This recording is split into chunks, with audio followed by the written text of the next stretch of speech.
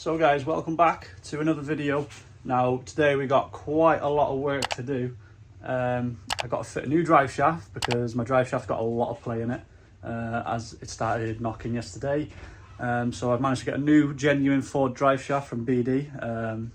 They're not cheap, £400, but the best one to go for is the genuine one, because especially at the power I'm running, if I just put a cheap one on, then it's just going to tear through it well fast. So basically we got new drive shaft put on, and we're fitting the EBC Apollo Balance big brake kit today. Well, it might be over 2 days dependent on time and how much I want to do today. Basically I got 4 days to do all this because we're going away around Europe. So it's lucky the drive shaft's gone just before we're going and not while I'm on the trip. But we'll go through the stuff we got, and then sorry, got an itchy nose. We'll go through the stuff we got, and then we'll crack on with the job.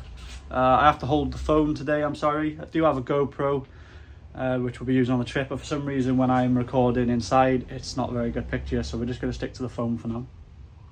Right, so we have the genuine Ford Focus ST drive shaft. So it's the driver's side, the longer side.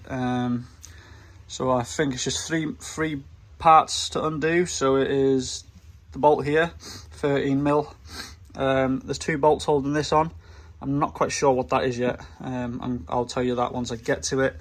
And then I'm pretty sure it's just pull out of the gearbox once all these bolts are undone. I've had a look and I don't see any bolts anywhere.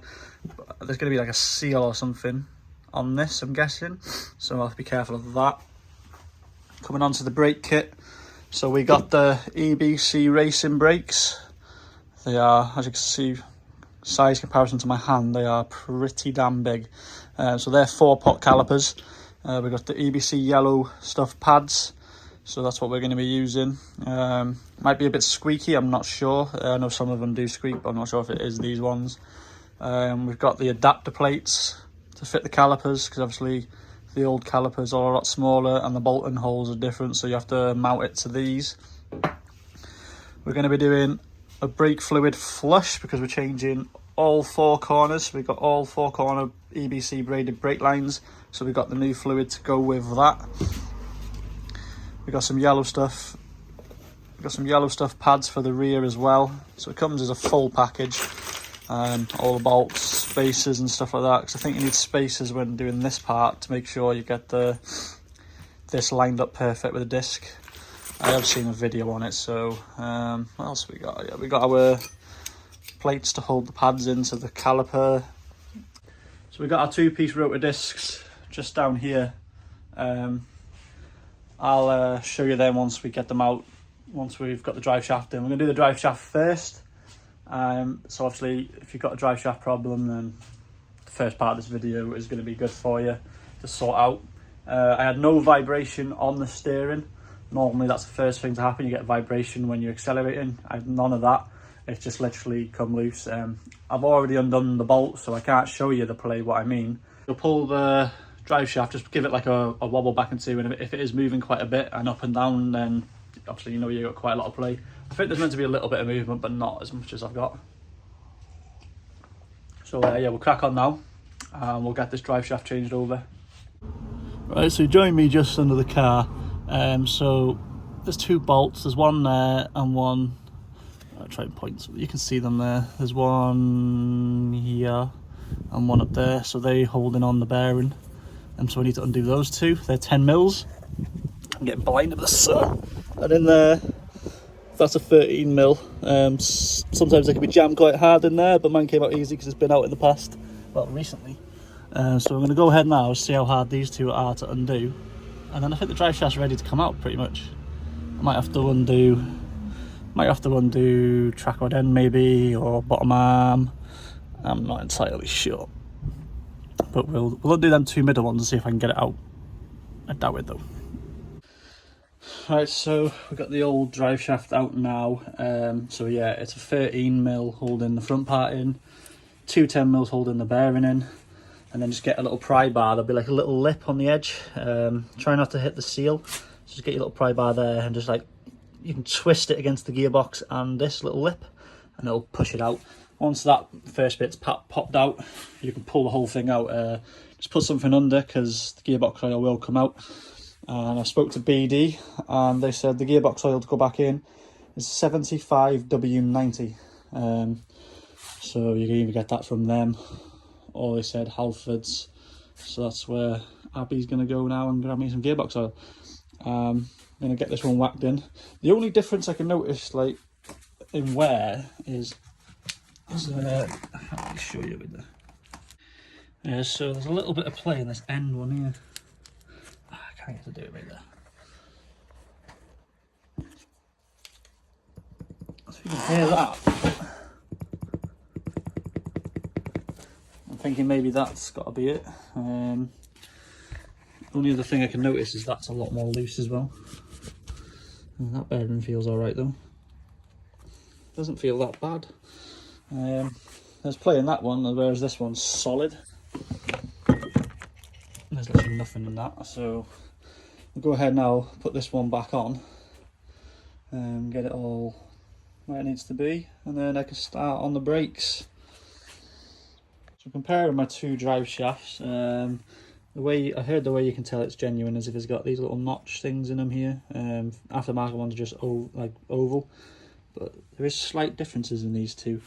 I've noticed the gap in that part there is bigger than this one, so maybe, I don't know what drive shaft that is.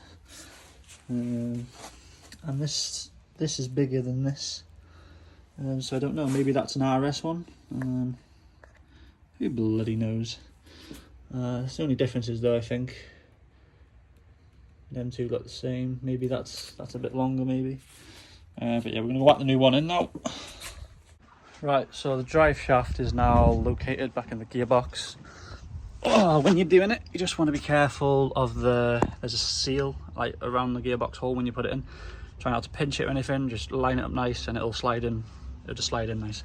Line up the, I'll show you. So, where are we looking here now? So by here, so you got your bearing, so make sure that's lined up with the bracket nice. There's like a groove on the bracket, you'll see on the bearing there's like a groove, so line them up and bolt that back on. This can be quite awkward to get in, but get it in as far as you can, and then obviously use the bolt to pull it all the way through when you're tying it up. I had to take this off, so take the bolt out of there, pull it down, and it'll bring all this on the trotted end, and it pulled it all out the way to get the drive shaft out. So the drive shaft's nearly done now, just bolting it back up, and then we'll start on the calipers and the brakes. Yeah, just to show you, that's starting to rain again, but as you can see, as I tighten it, slowly pulls it into the hub. So that's what you want to do to get it back in. So obviously, don't put your jack on the disc if you're not changing your disc again. You can put it on the underside of this here, put it on here. Basically that just helps to get it back onto the shock, and then get your nut in, tighten it, and then move it. Just do not put a jack on your disc if you're not changing your disc. Alright, if you're struggling to get your track rod end in as well, jack, something solid, because you need to put pressure on the underneath to do the nut up. Yeah, so if you're struggling to do it and it's just spinning, that's how you do it. Yeah, so if you're doing multiple jobs, like I've just done the drive shaft, now I'm going to go on to the brakes. I recommend doing up everything that you've done. Obviously, if you know what you're doing, then don't, but I do it, and I do it all the time just to make sure. Just do everything back up that you've taken off so you know where you are, and then start fresh on the next job. So, on to the next bit now. Alright, so we're going to be changing the disc, caliper pads, and this brake line. So, first things first, I'm going to need, oh it's raining and my window is open, not good. I'm going to need to get something to hold the brake pedal down to keep the fluid from coming out when I undo the flexi hose. So I'm going to find something now to try and wedge on the steering wheel and wedge on the brake. Right, so we're going to crack on now. I'm going to get these brakes done.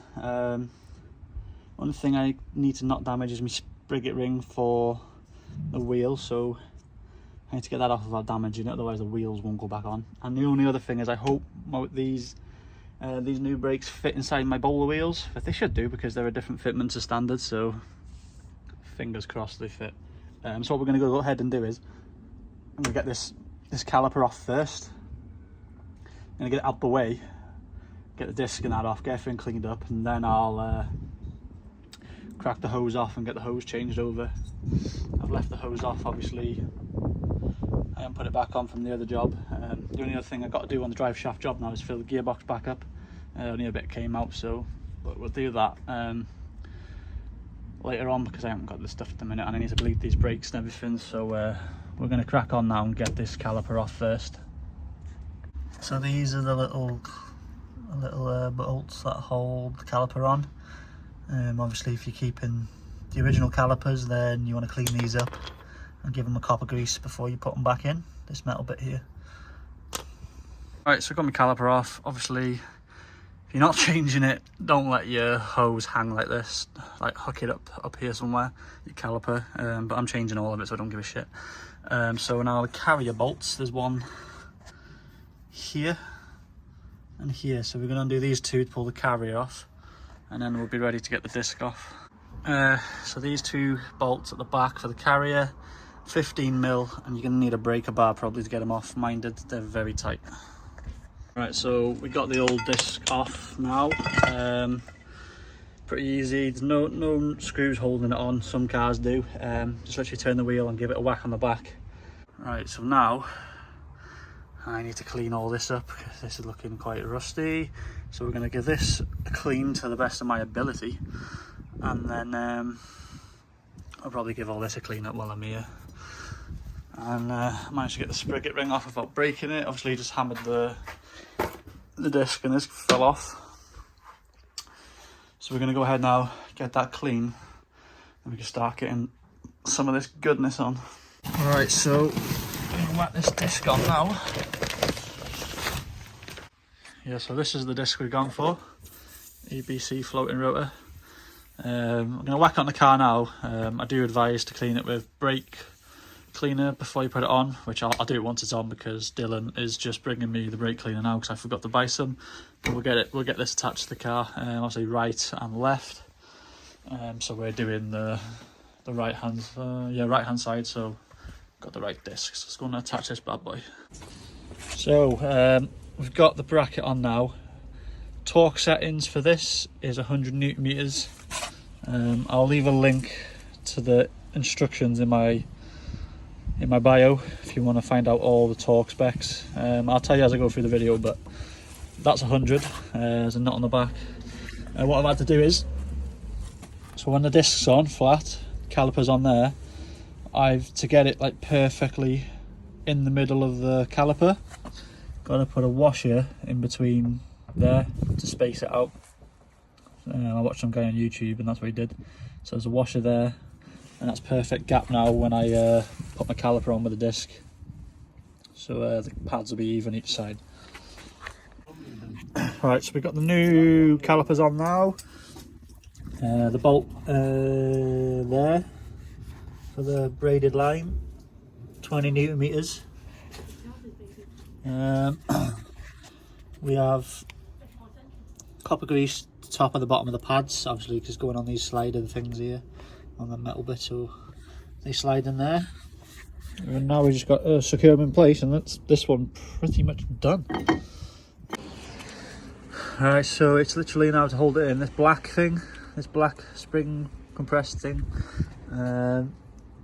metal tube, and then the bolt through it. And I think that's meant to be 13 Newton meters, but we're not doing it 13 Newton meters, are we? No.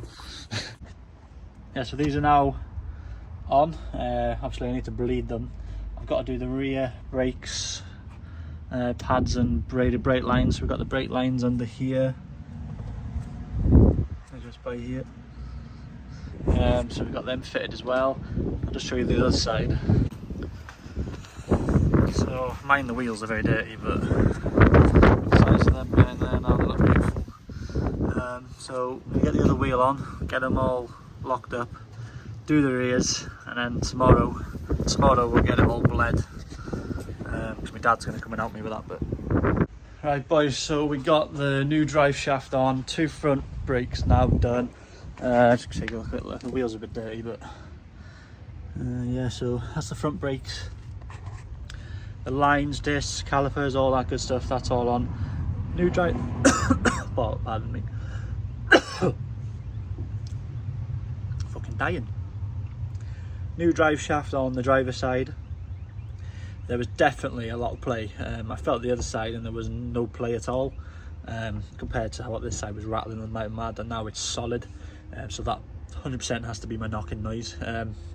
Obviously I won't be able to test it until I finish the back, which I'm going to do now. I'm going to bleed the system tomorrow. I'm going to top the gearbox up today, if I can find where it is. I'm sure I'll find it.